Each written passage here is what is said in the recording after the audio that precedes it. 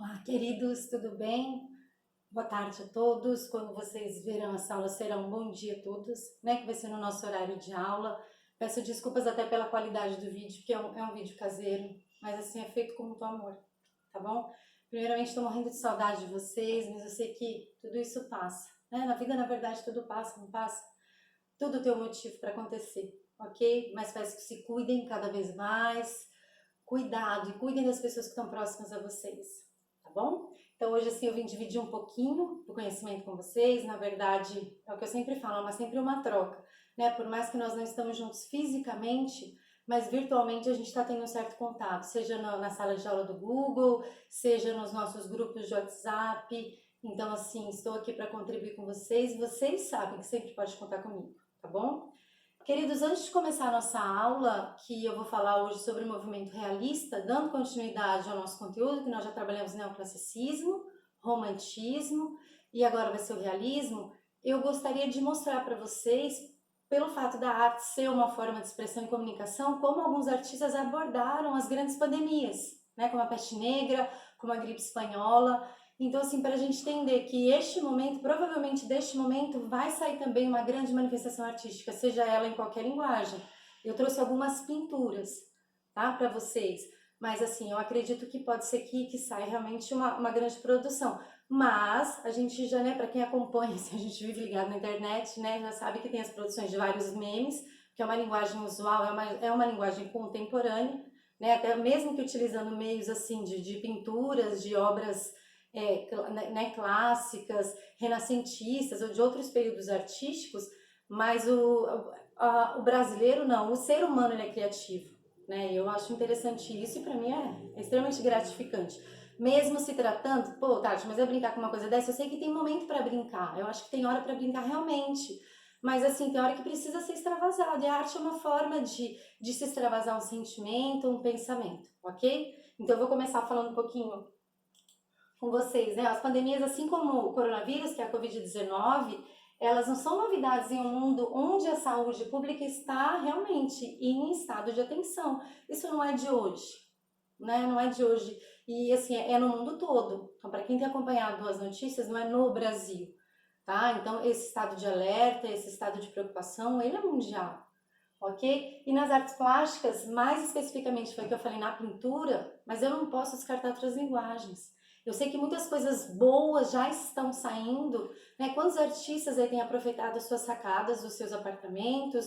Quantos artistas têm usado suas lives, as suas redes sociais para se manifestar, né? Assim como os artistas têm passado necessidade também porque vive da sua arte, ok? Então, assim, é uma forma de expressão também, né? Eles representaram o entendimento das enfermidades e que deu um reflexo na história, com certeza, né?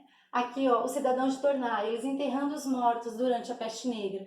Então, aqui, ó, tem toda uma informação visual aqui nessa pintura, né? Nessa pintura aqui da Idade Média, e a gente já consegue identificar pelo período da pintura, pela qualidade técnica da pintura. Eu não tenho terceira dimensão, eu não tenho preocupação em trabalhar com essa figura, com essa anatomia, mas eu consigo representar, né? Eu consigo representar o período com caveiras e figuras humanas desesperançosas, né? Como é o caso dessa obra, ok? Aqui eu tenho mais uma, né, que é a praga, ainda sobre a peste bubônica. Né, o Buckley, ele traz aqui, né, uma criatura alada que sobrevoa uma cidade medieval que está espalhando o caos. Então aqui mais uma pintura que retrata realmente, né, esse desespero e esse caos. E aqui eu acho que é uma das pinturas assim que mais pode ser que me entristeça, sim, me entristece porque assim é o fato desse artista do Egon Schiele, ele retratou a própria família, né, que na época ele enviou, que todos eles tiveram um surto, né, da gripe espanhola. Ele enviou uma carta e 3 dias depois ele morreu.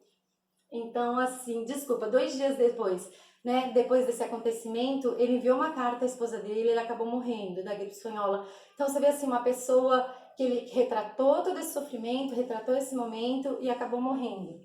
Né? Então, é bem triste, assim, a situação do Egon Schiele, um artista que conseguiu retratar. Agora, o Monkey já é uma história de sucesso, como a maioria das pessoas conhece aquela pintura, né? O grito dele, ele é um artista que né, se contaminou pela gripe espanhola, mas ele acabou se curando, né? E a gente né? Ele criou uma série de estudos, esboços e pinturas sobre a proximidade com a morte, né? Só quem viveu ou quem chegou ali próximo de morrer que sabe o que realmente aconteceu, né? E ele foi um sobrevivente de uma pandemia.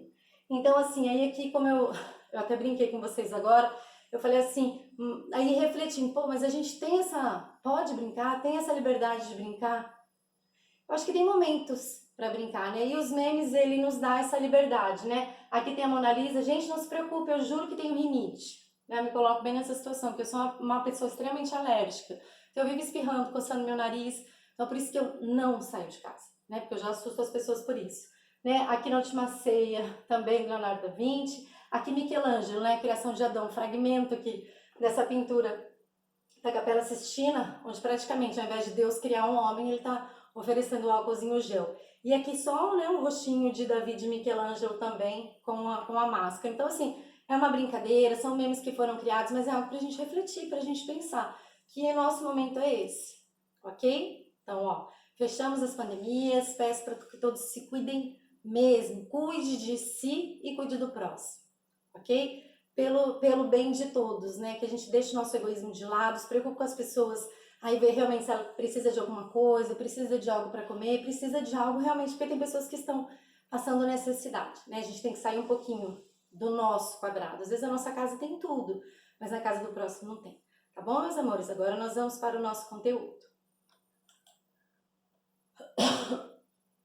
Não é Covid. Queridos, vamos lá. Realismos. Vamos só retomar o que nós já vimos, ó. Neoclassicismo, romantismo e realismo. Vamos lá? Neoclassicismo, influência da antiguidade clássica. Antiguidade clássica, Grécia e Roma. Então, volta aqueles padrões racional, tudo certinho, intelecto, razão sobre emoção, ok? Um pintor famoso, tá? Jacques-Louis David. Então, pintor da corte, na verdade, ele trazia temas históricos, ele colocava figuras, na verdade, né? Ele era o pintor da corte, então ele trazia o quê? Uma temática, na verdade, que tinha a ver com o que estava rolando no momento, tá? Então, mas ele pintava como? Com tema heróico. Ele, por exemplo, na morte de Marat, ele não pintou Marat de qualquer jeito, ele pintou Marat como se fosse um herói, e na verdade não era bem assim, tá? Então, neoclassicismo, razão, trouxe à tona temas heróicos e sim, colocava pessoas, até porque por ser um pintor da corte, ele não poderia pintar contra, concorda? Ok? Agora, romantismo, vamos lá, romantismo. Quando a gente fala a palavrinha romantismo, na hora já vem a conotação de romance, amor, sofrimento, pode ser, né? Porque nós já conversamos sobre isso. Tá? Então ele trouxe à tona também esse sentimentalismo, já quebrando a razão do neoclassicismo, tá bom, queridos? Mas essa quebra com a razão, tá? Eu trago outros temas já para minha pintura, eu começo a valorizar a temática da natureza, eu já começo a observar a figura humana e colocá-la junto da natureza, uma proximidade. Tá bom? Eu coloco, esse movimento, né, foi próximo, foi na proximidade ali da Revolução Francesa, então hoje onde eu tenho pensamentos de igualdade, liberdade, fraternidade, onde eu coloco a mulher no centro de tudo, onde eu penso numa pintura onde eu ponho liberdade guiando o povo, ok? Onde eu já coloco a figura da mulher ali, algo inovador. Então começa a quebrar já alguns paradigmas, tá? E agora nós vamos para o realismo. Então quer dizer, se eu trabalhei com razão, neoclassicismo, emoção no romantismo, realismo, que vem à mente. Tá? Foi um movimento artístico e literário, é o que eu sempre falo para vocês, não tem como desconectar a arte da literatura. Elas têm conexões fortíssimas, a mesma coisa da arte da história, tá? São conectadas, ok? Surgidos nas últimas décadas do século XIX, na Europa, mas especificamente na França, em reação ao romantismo. É o que eu sempre falo, um movimento, ou ele rompe, ou ele se influencia, ok? Então, as principais diferenças entre romantismo e realismo. Então, romantismo, subjetividade. Realismo, objetividade. Imaginação, uma realidade circundante. Quer dizer, é óbvio, tá? Romantismo, sentimento, emoção. Ao realismo, inteligência, razão. Verdade individual, aqui já é uma verdade universal. Fantasia, fatos observáveis. Mulher idealizada, um anjo de pureza. Aqui a mulher ela é mostrada como ela realmente é, com seus defeitos e com suas qualidades, ok? um pequeno quadro aqui comparativo para a gente só fechar mais um pouquinho, tá? Ele fundou uma escola artística que surge no século XV em reação ao romantismo e se desenvolveu baseado na observação da realidade, na razão e na ciência. Com o movimento artístico, surgiu na Etiópia e suas influências se estendeu também por inúmeros países africanos. Pouco falamos sobre África, mas vamos falar mais ainda, eu espero. Né? Essa corrente aparece no momento em que ocorrem as primeiras lutas sociais contra o socialismo progressivamente mais dominador. Das influências intelectuais que mais ajudaram no sucesso do realismo, denota-se a reação contra excentricidades românticas, sobre os exageros românticos também, tá? A passagem do romantismo para o realismo corresponde a uma mudança do belo e ideal para o quê? Para o real e o objetivo. Tá? Então, o que é? O belo e o ideal é quando você idealiza algo, não que aquilo seja na realidade, na real, aquilo seja realmente aquilo. Ok?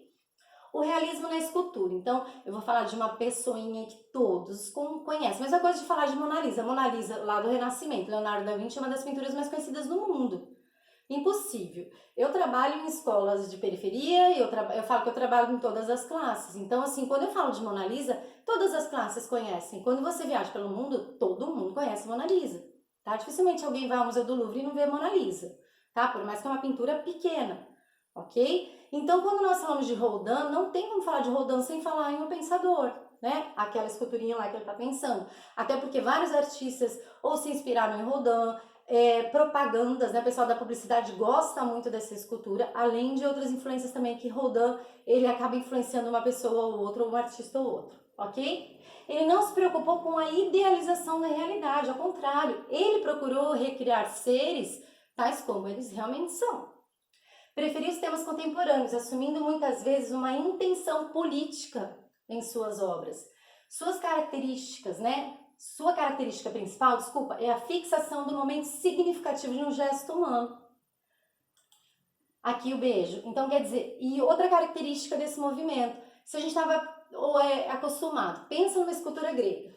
Dificilmente o artista ele deixava a matéria na escultura. Ele finalizava, ele deixava, se era uma figura humana, é uma figura humana.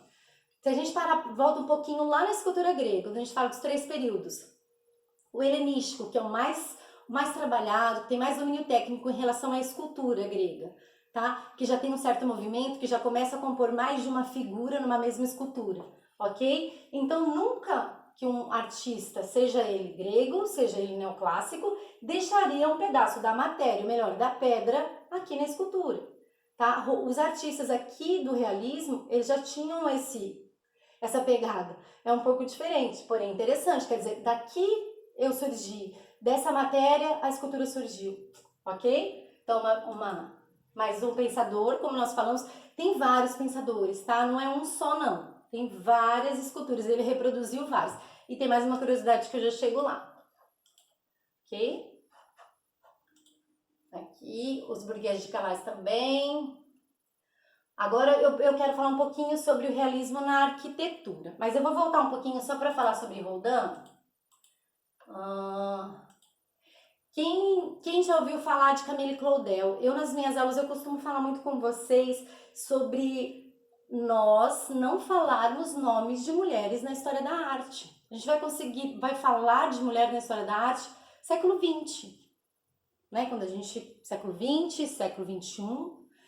Mas por que isso? Porque as mulheres não tinham voz, as mulheres não tinham vez. E quando as mulheres faziam, que é no caso de Camille Claudel, que foi uma amante do Rodin, ela não teve a possibilidade de se mostrar. Até porque ela ficou ofuscada pelo seu mestre, né? Ela foi uma assistente de Rodin, eles se apaixonaram enlouquecidamente. Rodin era casado, inclusive tem 2 filmes de Camille Claudel. E o final da vida dela, hoje eu dando spoiler do filme dela, né? Mas o final da vida da Camille ela ficou 30 anos no hospital psiquiátrico e acabou morrendo sozinha. Então, assim, é muito triste para uma artista que tem, na verdade, né, um talento gigantesco e a maioria das esculturas do Rodin, a Camille Claudel que deu o acabamento.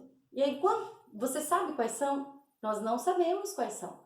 Inclusive, o estilo de escultura da Camille Claudel é muito parecido com o de Rodin. Afinal, ele foi o professor dela, ele foi quem ensinou. Então, se você tiver a oportunidade de assistir o filme ou saber um pouquinho de Camille Claudel, tá? Eu vou colocar depois nos slides que vão para o site, vou colocar um pouquinho dela que aqui não tem, que eu não salvei, mas eu vou mandar para vocês, tá? Busque um pouquinho mais sobre a vida e obra dela, porque ela em vida, ela teve poucas produções, porque foi que eu falei, o Rodin ofuscou a produção artística de Camille Claudel.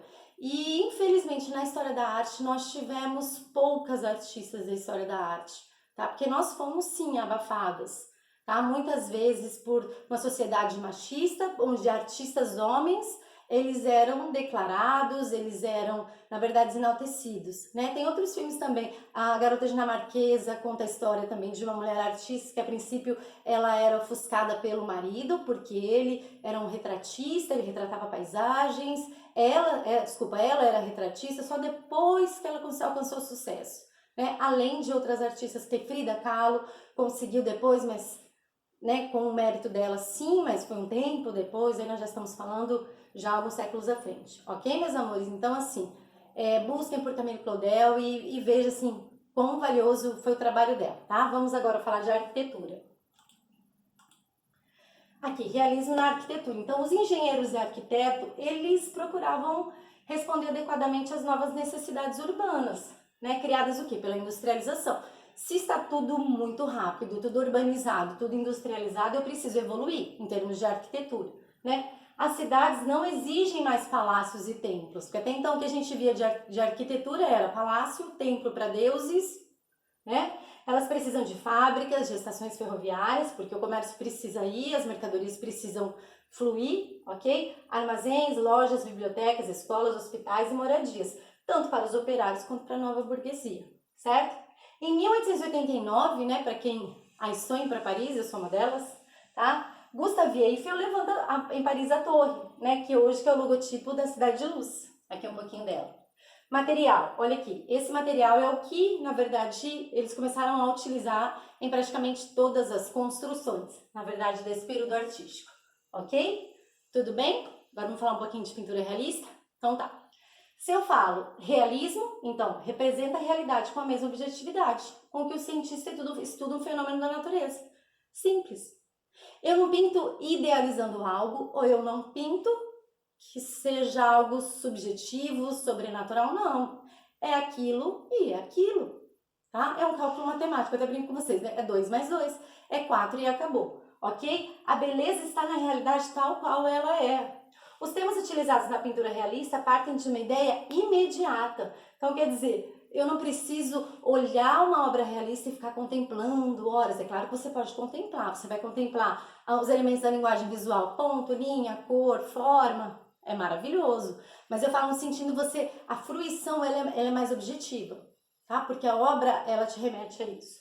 Os artistas se tornam o quê? Politizados. E surge uma pintura social. Surge aí nas pinturas do realismo pessoas que nunca foram pensadas ou melhores pintadas, que é uma classe trabalhadora, né? Muitos anos depois, é claro que Tarsila mesmo numa fase social, Tarsila do Amaral, ela pintou esses operários, né? Mas aqui foi um período muito importante para mostrar, pô, eu bato lá minha pedrinha, eu descasco batata, eu sou uma cozinheira, eu trabalho, eu existo, né? Aqui eles valorizaram esses trabalhadores. Tá, os principais, alguns pintores, Manet, Courbet e Daumier. Então aqui o Tocador de Pífaro, do Manet, o Concerto Campestre, do Manet também. Aqui, na verdade, é uma brincadeira, né? Que falam que do plágio. Não é plágio, é aquela, assim, nada se copia, tudo se transforma, e algumas vezes se copia, tá? É uma obra, né, do Tiziano, na verdade, aqui vamos falando no século XVI, Renascimento, tá? Que está hoje no Museu do Louvre, e que Manet copiou, se influenciou, vamos usar esse termo, né? Ele se influenciou. Então, a pintura realista foi um grande veículo divulgador de uma nova realidade, tá? Aqui o almoço da relva do Manet. Parecido, não é igual, ok? Almoço na relva não se trata de um plágio, mas sim de uma releitura. Quem nunca ouviu esse termo, gente? Teve uma época na arte e educação que todo professor de arte adorava. Vamos fazer a releitura. Primeiro, releitura é ler novamente. E nós lemos uma imagem. Ok? Ó, isso daqui. O que nós vamos ser? Mulheres venerando trigo. Tá? Do Colbert. Ó, nós vamos ler essa imagem. Então, é releitura, ler novamente, tá? Então, foi muito usual uma época. Então, assim, ali, o Manet nada mais fez que ele reproduziu uma obra ou foi influenciado por ela, tá? Aqui, ó, Mulheres Peneirando Trigo. Então, o momento, ele realmente captou o momento que essas mulheres estavam fazendo, que a criança estava abrindo ali, tá? A realidade. Ok? Ó, as respigadeiras também de coberta. Aqui é um autorretrato com um cão. E vou deixar uma tarefinha para vocês, tá? Ó, aqui, tarefa, página 34, exercícios praticando. Exercício 1, 2 e 3. E eu gostaria de falar um pouquinho do plantão de dúvidas. Eu estou toda quinta-feira no plantão de dúvida das 3 da tarde até as 5. Então, por favor, se você tiver dúvida, das 15 às 17, pode me chamar na nossa sala de aula virtual da turma de vocês, combinado? E qualquer dúvida me chame, não precisa ficar com vergonha, tá bom? Ó, um beijo no coração de vocês, eu tô morrendo de saudade e mais uma vez eu peço, se cuida, tá bom? Ó, um beijo no coração e fiquem com Deus.